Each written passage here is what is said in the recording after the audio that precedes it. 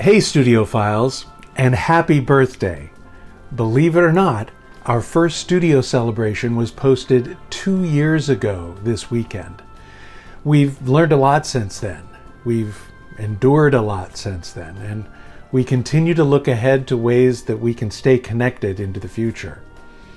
One of the things that was put on hold over the course of the last couple of years were our regular orientation sessions for those interested in finding out more about becoming a member at the Fountains. As we've had a number of inquiries about this, we're going to have an on-campus Fountains 101 session on Sunday, March 27th at 11 a.m. Then the following week, April 3rd, we'll welcome new members to the Fountains at our in-person service at 9:30 a.m. If you're local to the Valley and would like to be a part of our Fountains 101 gathering on March 27th, let us know by contacting the office at welcome@weputlovefirst.org or by filling out the form at tinyurl.com/fountainsconnection. If you're not local to Fountain Hills and are interested in finding out more about joining us as a digital member, let us know that too. We're working on putting together a virtual Fountains 101 for those who are participating long distance. And whether you're in the valley or from over the hills and through the woods, you can remain a member of your local faith community and become an associate or affiliate member of the Fountains. Just let us know and we'll get you the details. One of the reasons you're here is because you know that the Fountains is a unique and outspoken voice in sharing the message of Jesus in ways that make sense for today. We would love for you to join us and be a part of our efforts. So, if you can, come be a part of our Fountains 101 orientation on March 27th. And if that's not possible, let us know of your interest so we can get in touch with you when our orientation becomes available online. In the meantime, thanks so much for being a part of the Fountains online community.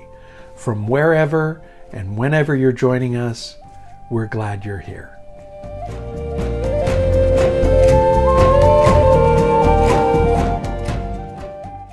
Let's join together as we get in the Spirit. Source and ground of all that is, your gift is life. May we be empowered to embrace life's possibilities. To in this hour embrace our connectedness with the divine and with each other. God who sets us on a journey to discover, dream and grow.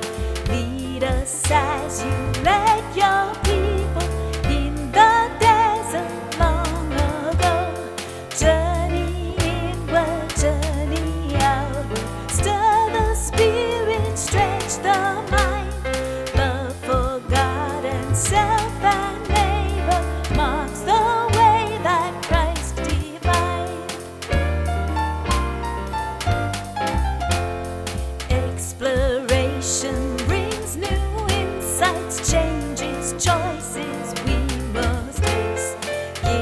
us wisdom in deciding, mindful always of your grace.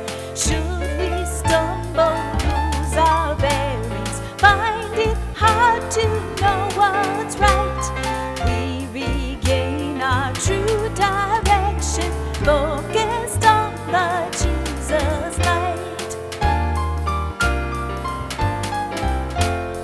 And our longing for the old days, grant the vision that we lack. Once we've started on this journey, there can be no turning back. Let us travel light, discarding excess baggage from our past. Cherish only what's essential, choosing treasure that will last. When we set up camp and settle to avoid love's risk and pain, you disturb complacent comfort, pull the tent pegs up again. Keep us traveling in the knowledge you are always at our side. Give us courage for the journey, Christ our goal and Christ our guide.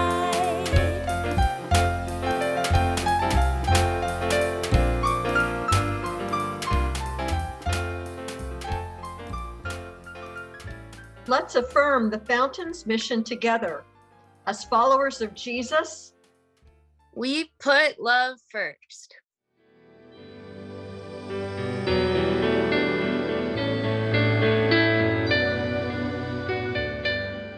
today is the third Sunday of Lent. The calendar of the season approaches the darkening hours of Jesus' last days. Let us hear the words from the prophet Isaiah. The way of peace they do not know, and there is no justice in their paths. The roads they have made crooked, no one who walks in them knows peace. Therefore, justice is far from us, and righteousness does not reach us. We wait for the light, and lo, there is darkness. And for brightness, but we walk in gloom. We stumble at noon, as in the twilight. Jesus said, "The light is with you a little longer. Walk while you have the light, so that the darkness may not overtake you." Goodness is stronger than evil. Love is stronger than hate. Light is stronger than darkness. Life is stronger than death.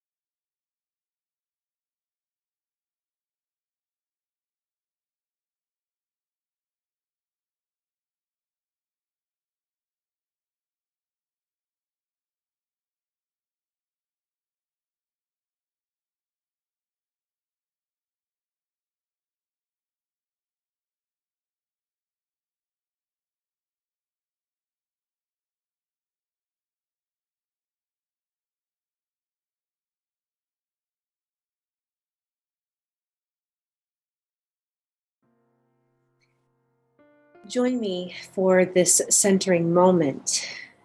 There may be some messages that you hear today in this particular time together, or even in the upcoming week, that kind of unsettle you, make you feel a little uncomfortable. I encourage you to sit with that, to allow yourself to feel that, to breathe into that, So, however and wherever you find yourself at this moment, settle in, become rooted and connected. If you're inside, imagine the earth beneath the concrete and the stars above the concrete. Take a couple deep breaths in through your nose and out through your mouth.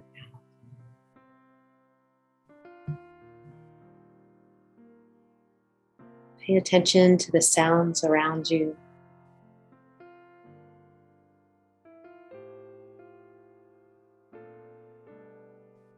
And I invite you to close your eyes.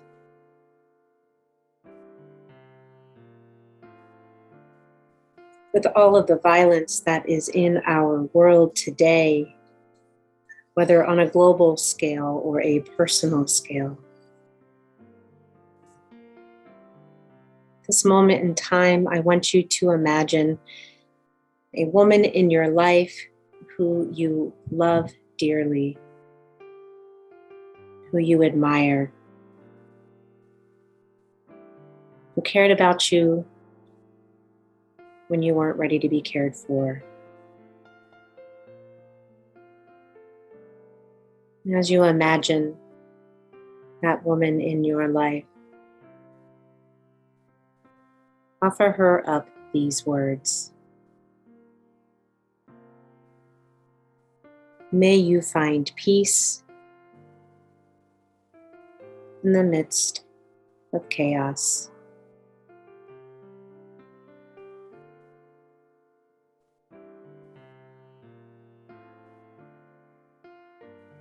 Now I invite you to clear that image. Put your hand on your heart center.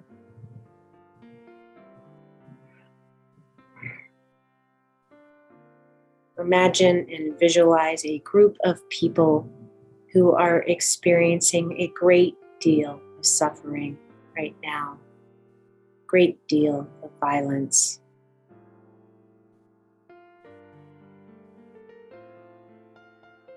Allowing whatever to come up to be there.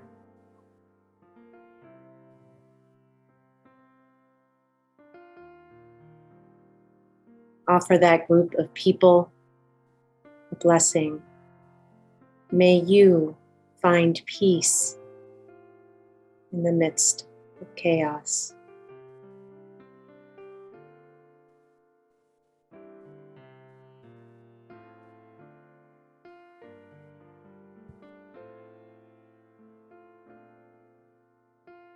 Beloved community, picture all living creatures, everyone that is sharing in this moment, whether with us or in another way.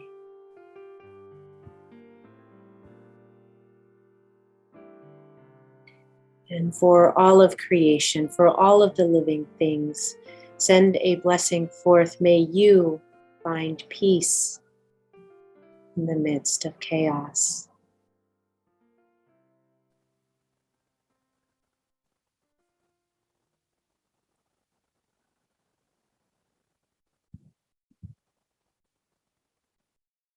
Amen.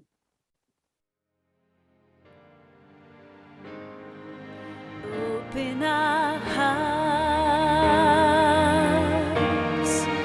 open our minds, open our lives to you, oh loving God. Open our hearts, open our minds.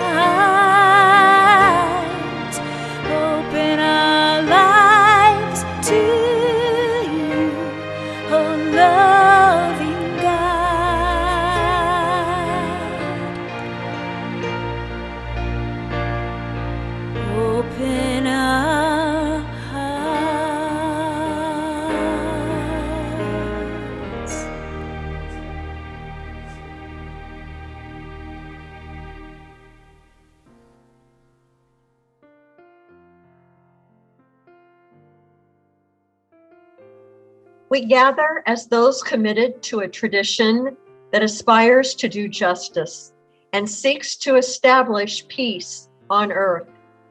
And yet the disunity of today's world threatens to overwhelm us. The violence, the vindictiveness, and the insanity of war brings the world's people to the breaking point. Militarism and fear and the grudges of generations threaten the very survival of the planet. Domestic violence cripples families and shatters lives. As we stand as witness, we are tempted to be overwhelmed and given to paralysis. Faced with the hatred and strife bred by human brokenness, we long for the Spirit to rise up and renew within us a resourcefulness that would resist the path of violence. We yearn for our resolve to be strengthened with compassion and grace.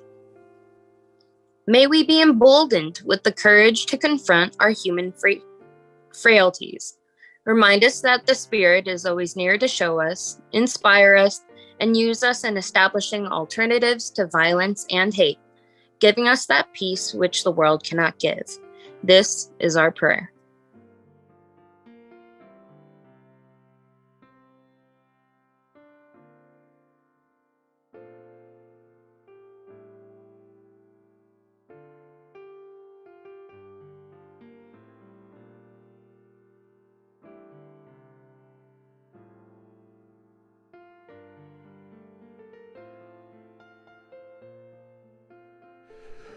We offer this time of quiet, bringing our whole selves in the name of the one who taught his first followers to pray. Our Father, who art in heaven, hallowed be thy name. Thy kingdom come, thy will be done, on earth as it is in heaven. Give us this day our daily bread, and forgive us our trespasses, as we forgive those who trespass against us. Lead us not into temptation, but deliver us from evil. For thine is the kingdom, and the power, and the glory forever. Amen.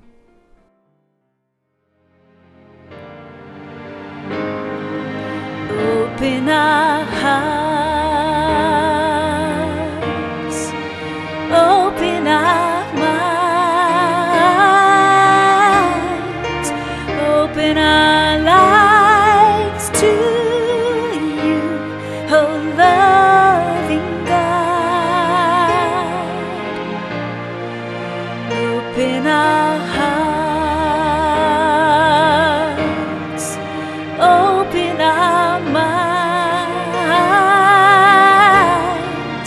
open our lives to you, oh loving God.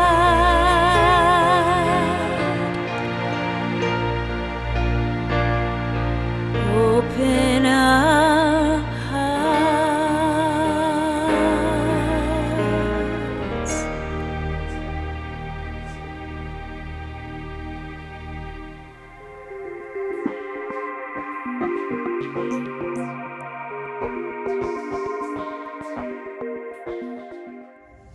Every day, the Fountain strives to put love first, both in person and online.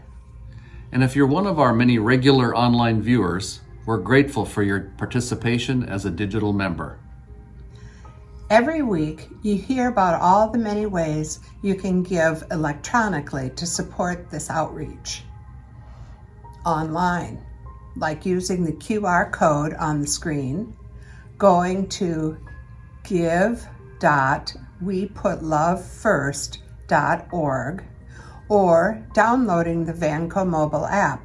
So when you're on your secure giving site, be sure to look for the line that says Studio Celebration Donation. A contribution here lets us know you're out there, that the studio is important to you, and that you want to be a part of supporting this growing digital outreach. So wherever and whenever you're watching, we're glad you're joining us. Thanks in advance for supporting the studio financially.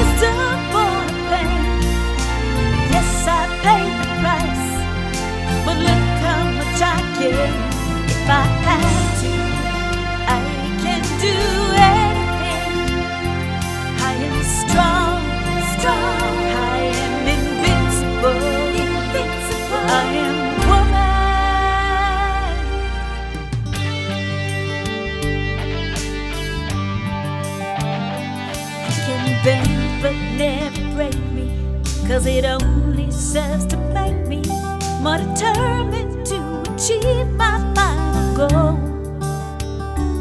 And I come back even stronger, not a novice any longer, 'cause you're deep in the conviction in my soul. Oh, yes, I'm wise, but it's wisdom born of pain.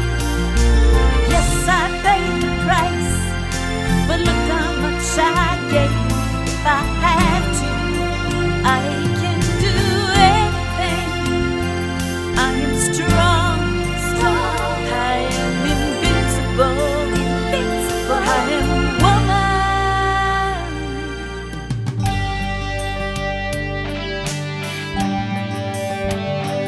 I am woman.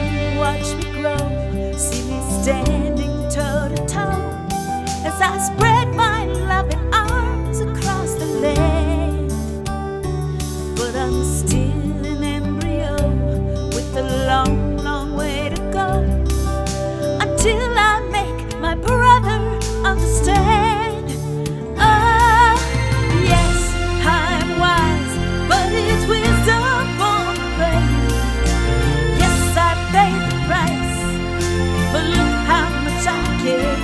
If I had to, I can do anything, 'cause I am strong, strong. I am invincible, invincible. I am woman.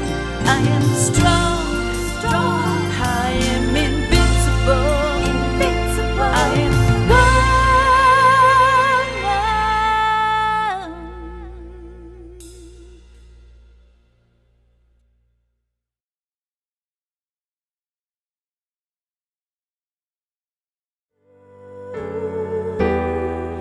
Give thanks with a grateful heart. Give thanks to the Holy One. Give thanks because God's given Jesus Christ the Son.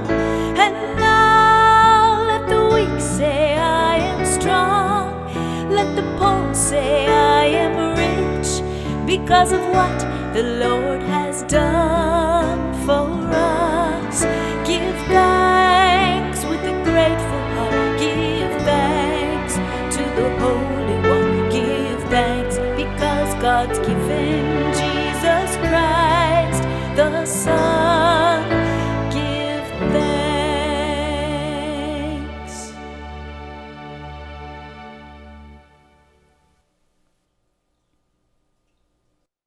I am a woman carrying other women in my mouth. Behold, a sister, a daughter, a mother, dear friend, spirits demystified on my tongue. They gather to breathe and exhale, a dance with death we know is not the end. All these nameless bodies haunted by pellet wounds in their chests, listen for them in the saying of a name you cannot pronounce. Black and woman is a sort of magic you cannot hashtag. The mere weight of it, too vast to be held, we hold ourselves an inheritance felt between the hips, womb of soft darkness, portal of light. Watch them envy the revolution of our movement. How we break open to give life flow, while the terror of our tears, the torment of our taste, my rage is righteous, my love is righteous, my name be righteous. Hear what I am not here to say. We too have died. We know we are dying too. I am not here to say, look at me, how I died, so brutal a death. I deserve a name to fit all the horror in. I am here to tell you how if they mentioned me in their protests and their rallies, they would have to face their role in it too. My beauty too. I have died many times before the blow to the body. I have bled many months before the bullet to the flesh. We know the body is not the end. Call it what you will, but for all the handcuffed wrists of us, the shackled ankles of us, the bend over to make room for you of us, how dare we speak anything less than I love you? We who love just as loudly in the thunderous rain as when the sun shines golden on our skin and the world kisses us unapologetically. We be so beautiful when we be. How you gonna be free without me? Your freedom tied up with mine at the nappy edge of my soul, singing for all my sisters. Watch them stretch their arms in my voice, how they fly open-chested toward your ear. Listen for Rakia Boyd, Tanisha Anderson, Yvette Smith, Ayanna Jones, Kayla Moore, Shelley Frey, Miriam Carey, Kendra James, Alberta Spruill, Tarika Wilson, Cherise Francis, Chantel Davis, Melissa Williams, Darnisha Harris, Michelle Casso, Pearlie Golden, Catherine Johnston, Eleanor Bumpers, Natasha McKenna, Shaniqua Proctor. We will not vanish in the bated breath of our brothers. Show me a man willing to fight beside me, my hand in his, the color of courage. There is no mountaintop worth seeing without us. Meet me in the trenches where we lay our bodies down in the valley of a voice. Say her name.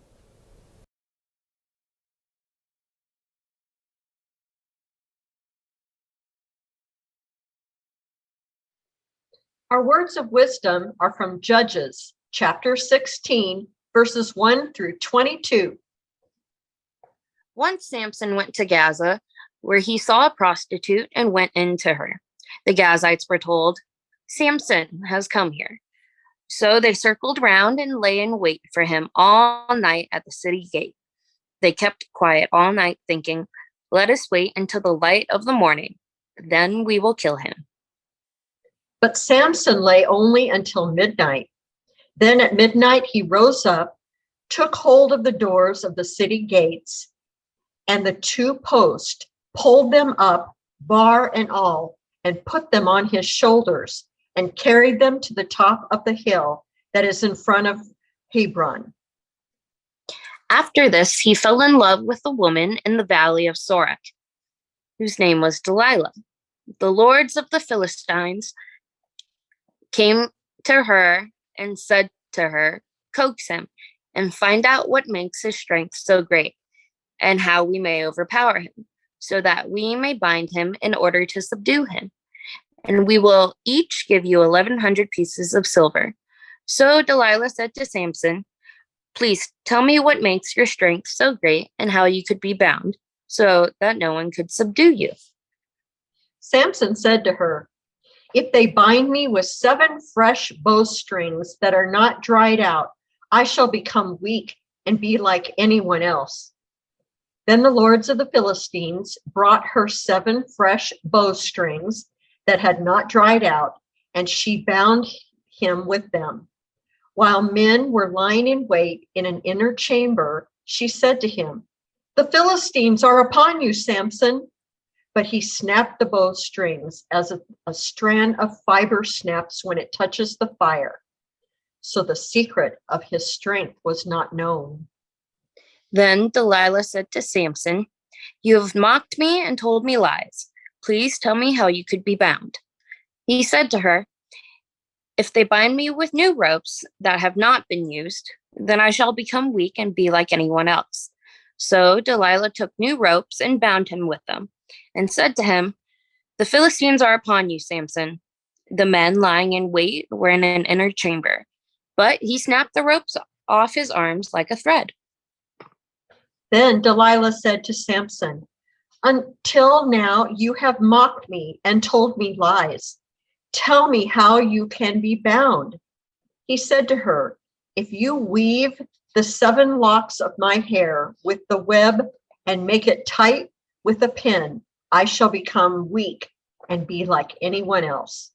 So while he slept, Delilah took 7 locks of his head and wove them into the web and made them tight with the pin. Then she said to him, "The Philistines are upon you, Samson."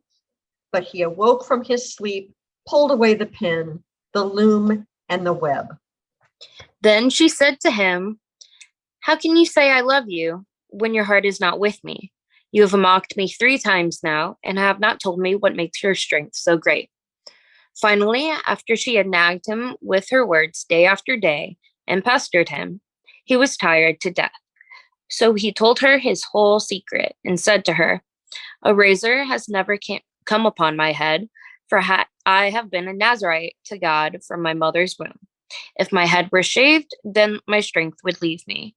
I would become weak and be like anyone else." When Delilah realized that he had told her his whole secret, she sent and called the lords of the Philistines, saying, "This time come up, for he has told his whole secret to me."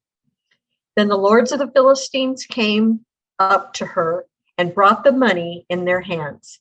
She let him fall asleep on her lap, and she called a man and had him shave off the 7 locks of his head. He began to weaken, and his strength left him. Then she said, "The Philistines are upon you, Samson." When he awoke from his sleep, he thought, "I will go out as other times and shake myself free." But he did not know that the Lord had left him.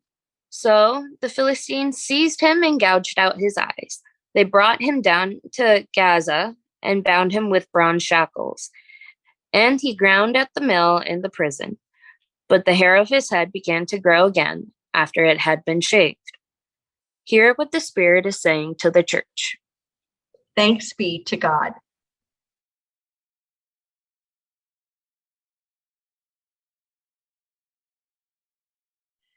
Several years ago, I took a storytelling class at the South Mountain Storytelling Institute.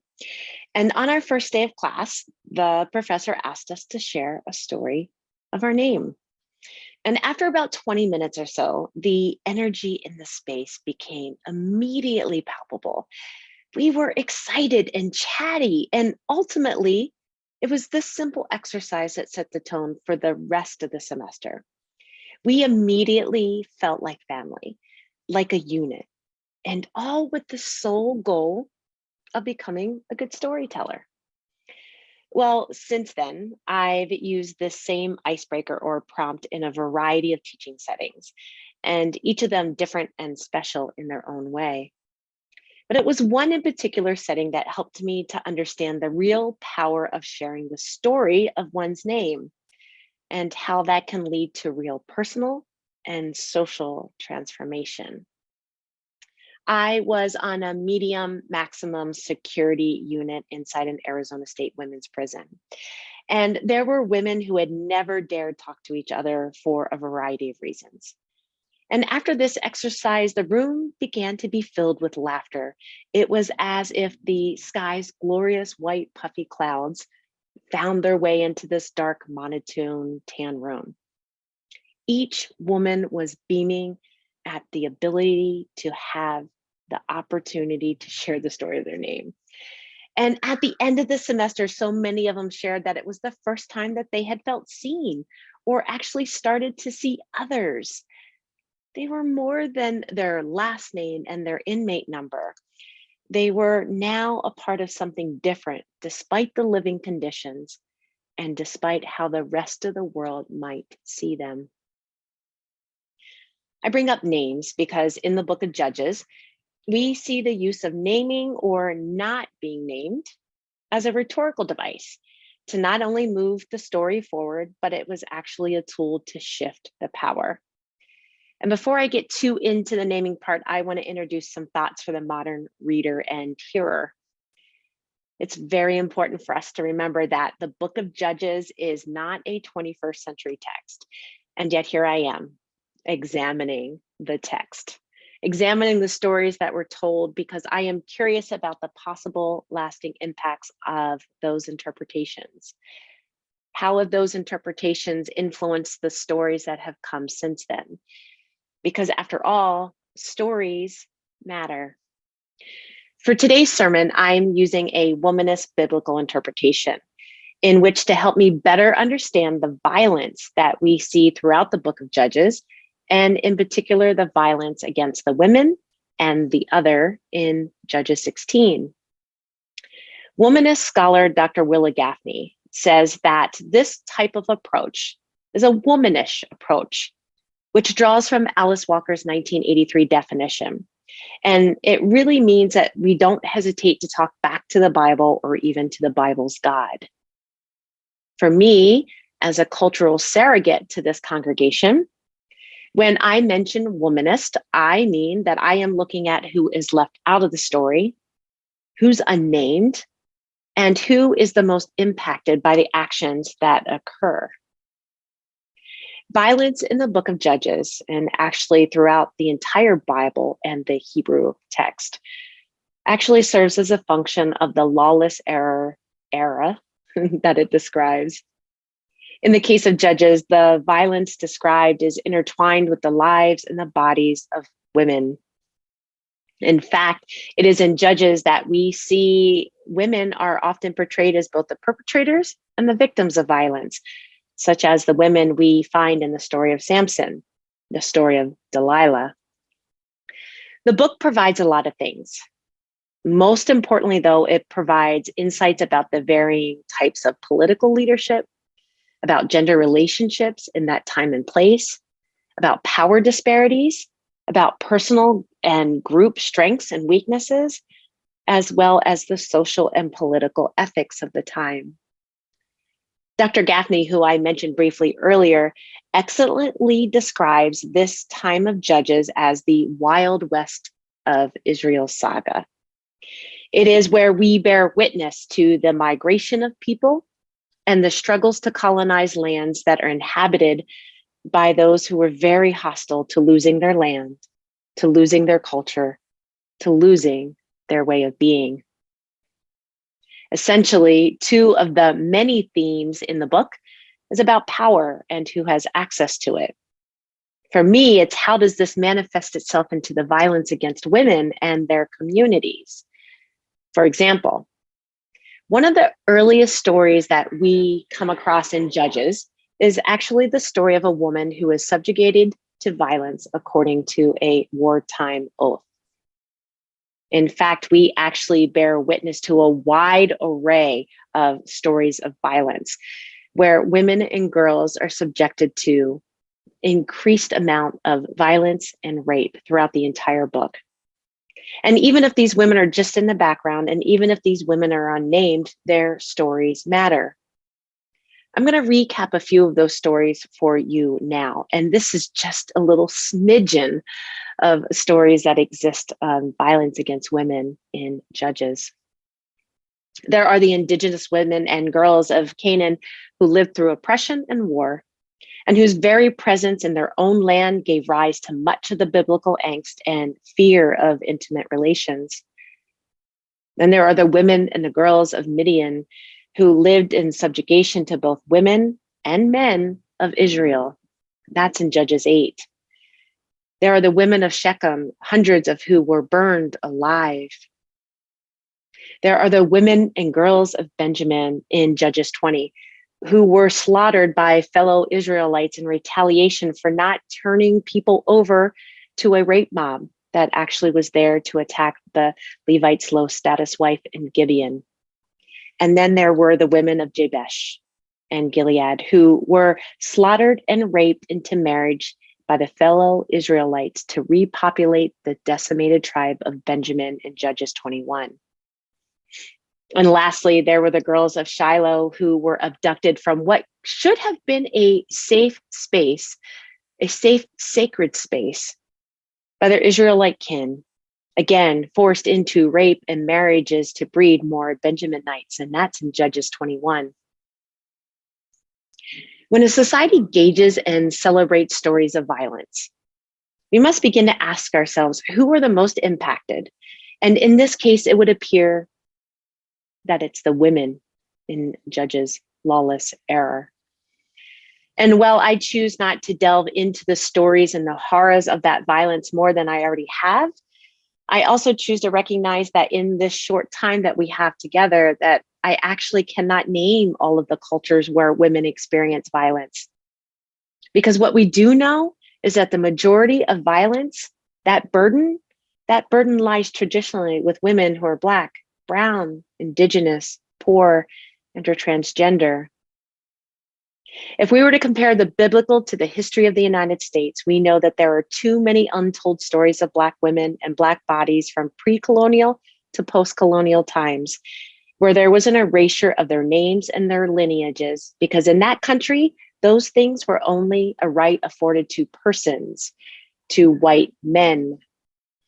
That means that Black, brown, and indigenous folks, whether they were free citizens, indentured servants, or slaves living here, there was a direct attempt to erase them and their histories. To compare the biblical to contemporary times, there's actually been recent data released by the World Health Organization that states that violence against women remains devastatingly pervasive and starts incredibly and alarmingly young. Across our lifetime, 1 in 3 women, that's around 736 million women, are subjected to physical or sexual violence by an intimate partner or sexual violence from a non-partner. And that number has remained largely unchanged over the past decade. And this violence starts early. 1 in 4 young women ages 15 to 24 who've been in a relationship most likely have already experienced violence by an intimate partner by the time they actually reach their mid-20s. Violence against women is endemic to every country and every culture, and it causes harm to millions of women and our families. And it's only been exacerbated by the COVID-19 racial, socioeconomic, and mental health pandemics that we're still in. The World Health Organization Director General has stated recently that unlike these multiple pandemics, violence against women cannot be stopped with a vaccine, that we can only fight it with deep-rooted and sustained efforts by churches, governments, communities, families, and individuals. With the goal to change harmful attitudes, to improve access to opportunities and services for women and girls, so we can foster healthy and mutually respectful relationships.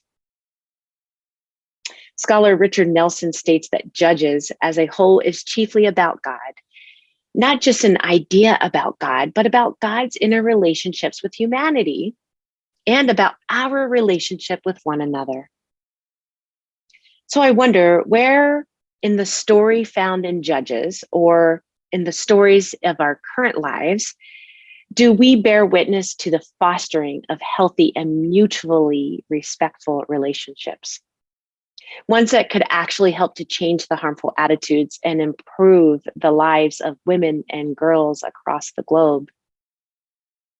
For beloved community, when a society engages and celebrates stories of violence, we have to ask ourselves, what role does power and the influence of patriarchy have on those who are most impacted? Judges actually deals with this question. It deals with the ultimate favor of striving for a monarchy, moving towards a system of power.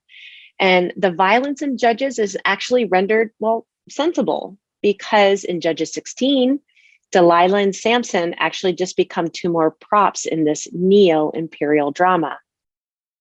And it's the women in the story of Samson who always appear against a patriarchal background. For example, Samson's unnamed mother. She's actually often celebrated for being a patriarchal idea of obedience, and she's ultimately rewarded with a child. So you might be asking, what does the story of our name have to do with the examination of the power in Judges? Well, let's go back to the first women in Samson's life. It would be his mother. I mentioned earlier that she was unnamed, and yet here she was sent a message from Yahweh, a high dignity that she will be with child, and a powerful one at that.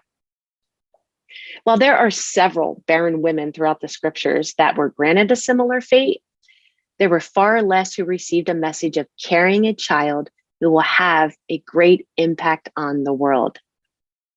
And yet, she's not afforded the dignity of having her name remembered.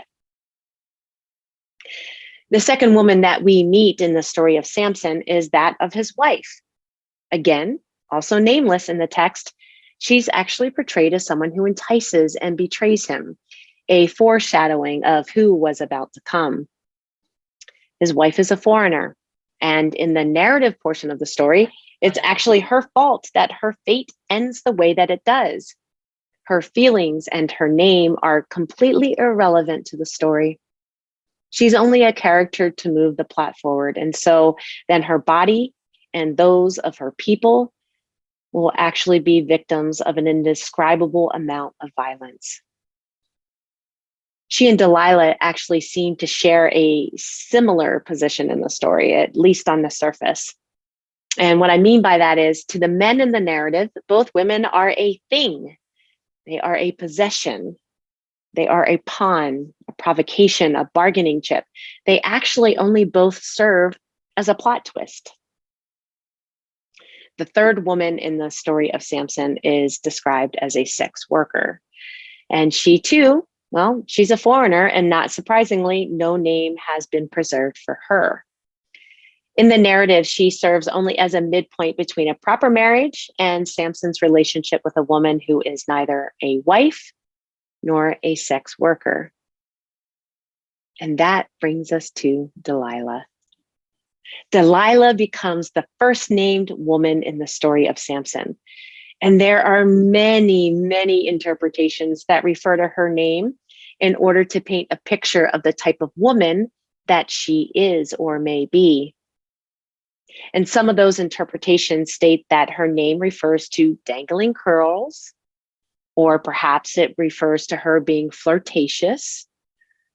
Others have stated that Delilah's name rhymes with the Hebrew word for night, Layla. And that has led many scholars and interpreters to suggest that Delilah was a lady of the night or a sex worker. And yet, if you were to reread the text that was shared with you today, I challenge you to find the textual evidence of Delilah being a promiscuous woman, or a promiscuous woman even with a damaged reputation. And oftentimes interpretation and the text seems to only rely on innuendo in this case. And as Dr. Gaffney points out in her book, Womanist Midrash, while the text never directly identifies Delilah as a woman of the night, it's actually not interested in saying the opposite either. There are a number of biblical commentaries written by male scholars who observed and continue to observe Delilah as a highly seductive and deceitful foreign woman who, like other women, foreign or not, use their beauty to mislead and to ultimately destroy the Israelite Samson. The writers of Judges paint Delilah as a woman who is interested in making some money, a large enough amount of money to demonstrate that she's going to be highly motivated. She's going to be motivated to succeed. And also, they portray her as someone whose tolerance for violent consequences of her act is high. While there are many who can point to Delilah suffering violence only in interpretation and not in the actual text, I actually argue against that. I argue that both Delilah and the wife of Samson experienced the same type of violence when they are either threatened with death or threatened with the lure of such a large amount of money in order to betray Samson. In the examination of women in the Hebrew scriptures, we can see that Delilah is not playing Samson for the sport of money. She's actually playing for her life, and therefore she is willing to take a life, or in this case, to hand over a life.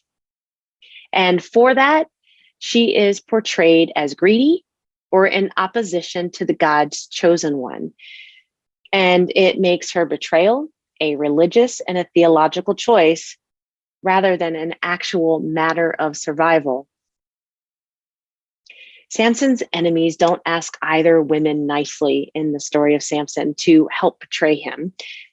These enemies actually issue their demands and their consequences to those demands.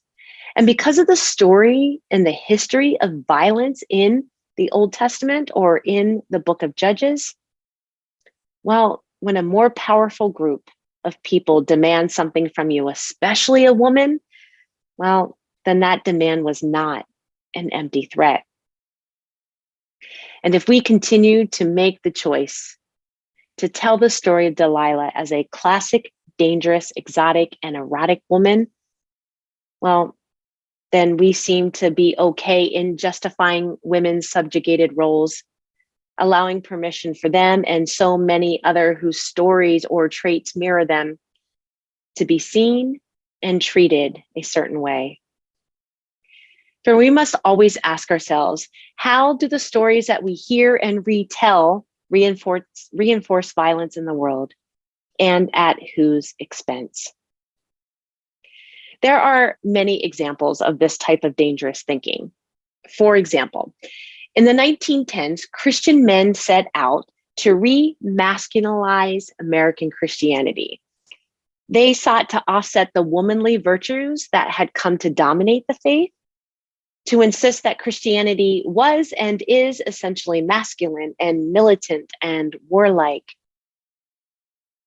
In the 50s and the 60s, men like Billy Graham believed and preached that a properly ordered family was a patriarchal one. He actually believed that God had cursed women to be under man's rule, and he believed that wives must submit to husbands and man's authority. In 1979, Jerry Falwell comes along, and he teaches that America's freedom was actually being threatened by a funded program like the Domestic Violence Prevention and Treatment Act. His authority and so many like him actually depend on a fabrication of a new enemy, whether it be a woman or a foreigner. And currently, we can still see impacts of that violent rhetoric. There is a backlash against amongst many Christian communities regarding the passage of the ERA. With or without the ERA, we have a moral challenge of reconciling women's embodied human dignity. The respect for human life will be with us, our generation. Interpreting the story of Samson and Delilah the way that we have always done it, naming Delilah while ignoring the names of so many other women, allows too many elite males to co-opt Delilah's womanly power in order to achieve their goals. So you might ask, why is it that Delilah was given a name in the story of Samson where so many women were not? Where I can only surmise, I believe that it could be because in the time of Israel's Wild West, Delilah behaved as a man would. Delilah joined a long line of biblical men whose ethical standards were perfectly appropriate for the world of the text. She worked within the patriarchal structures that were imposed on her to secure her life and liberation. And by being named in the text when so many other women were not, actually demonstrates the power behind a name. And naming, as I shared earlier, is vital to seeing who we are. It is our story. It's also a fundamental womanist practice. To remember the names, to know the stories of the names, means to remember the dead in Africana liturgies. It also is important in the current Say Her Name commitment of the Black Lives Matter movement. For knowing and naming the story of one's name can have transformational impacts on the ways in which we treat one another. During the times when I was able to present the story of your name prompt, I was a witness to the shift of energy in the room. And oftentimes during those moments, I had been reminded of the Howard Thurman quote where he says, quote, "One basic discovery was constantly surfacing, meaningful experiences of unity among peoples that were more compelling than all that divided and separated us." The naming and the listening to the story of someone's name allowed us to feel the presence being manifest, which in a time would bring us to see the actual humanity and dignity in one another. When we take the time to hear the story of someone's name, we immediately experience something much larger with so much greater meaning. The story in which we can begin to imagine the tú eres mi otro yo. That is, you are the other me. So I ask you, where are you now? I don't want you to think that walking away and going, oh, I know the story of someone's name, there'll be no more violence in the world. Well, that's silly. We know that naming isn't the only answer. But perhaps slowing down and listening to the story of someone's name could be a good beginning. It could actually help both the teller and the listener obtain and maintain a sense of dignity and humanity. Beloved community, I believe we are made for more than violence. And I believe that the story of one's name is the start of what reconciliation can look like. Before I end today, I want to encourage us to see the relevance and the power of this story by asking ourselves just one of these questions in the upcoming week. So how do we balance critical thinking with compassion and love? So that way we can live in a space of curiosity. If we know that Judges is chiefly about relationships, I wonder what impact does it have on us to know the story of someone's name, especially in a world that's steeped in so much violent rhetoric right now? And what if we didn't meet power with power, fear with fear, anger with anger, like both Samson and Delilah did in Judges 16? Again, beloved community, when you hear a story, spend time in that story. Think about what are the impacts of retelling that story. Who is unnamed? Who is not seen? And who is left out? Go forth onward, beloved community, and have a wonderful experience telling and listening to the stories that unfold around us every day. Amen.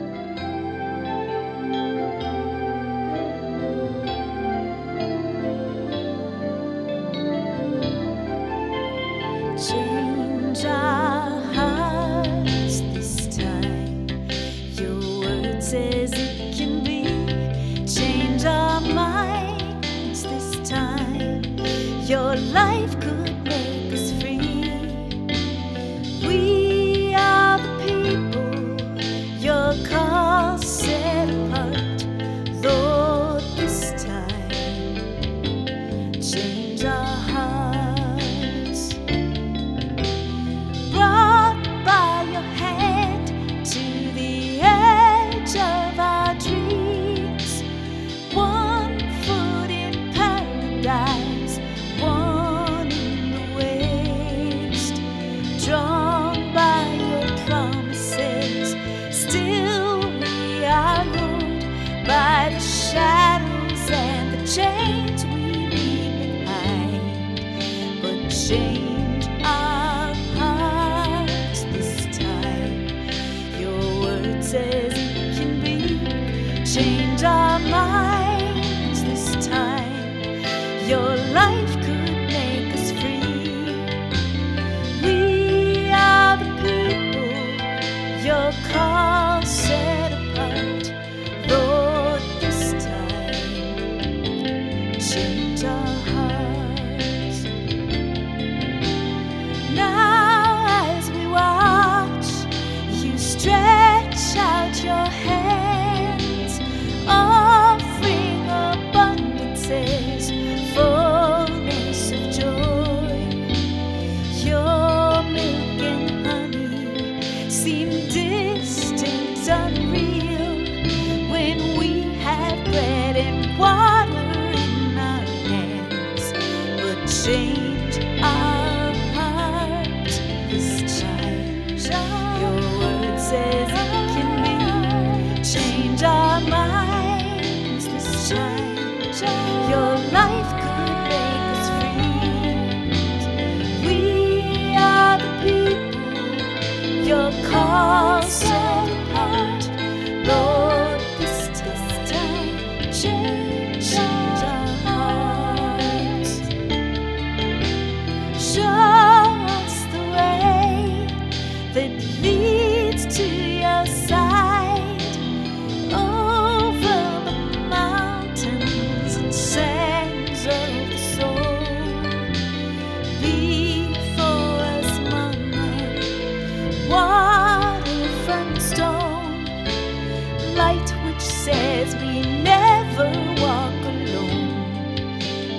change our hearts this time. Your word says it can be. Change our minds this time. Your life could make us free. We are the people your call set apart. Lord, this time change our hearts. Lord, this time change our hearts.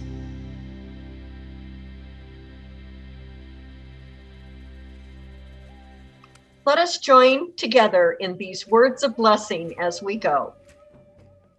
May people see in us the courage, The tenacity the generous self-giving. that we have seen in Jesus. This is our longing. This is our calling. Amen.